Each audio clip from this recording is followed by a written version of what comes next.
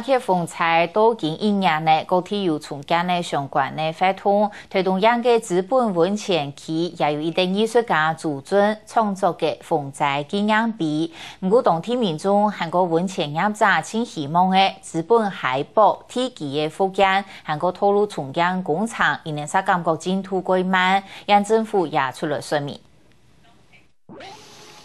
土地本温产区设置嘅800风采纪念碑，系东浦海洋国家风景管理处为了激发社区发力，热情艺术家创作嘅装置艺术品之一。为了呢碑系为了象征当地灾后嘅重建精神。不过现实情形系，地本海堤岸地区有空嘅福建工厂，实进度当慢。政府要加人纪念碑嘅落实，向人民说明演进。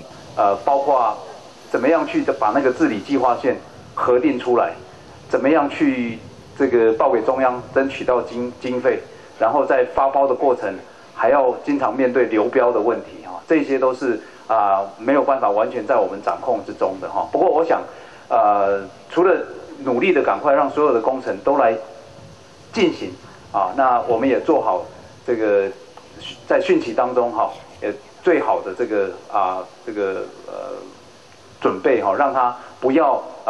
再有任何的灾难发生。 除了地本海嘅治理工厂，地本海嘅道路虽然已经做得通畅，不过部分路段还系冇修好，对当地嘅观光产业复苏还系有限制。交通是我们观光事业非常重要的一个因素。那我们期待政府在一个道路的一个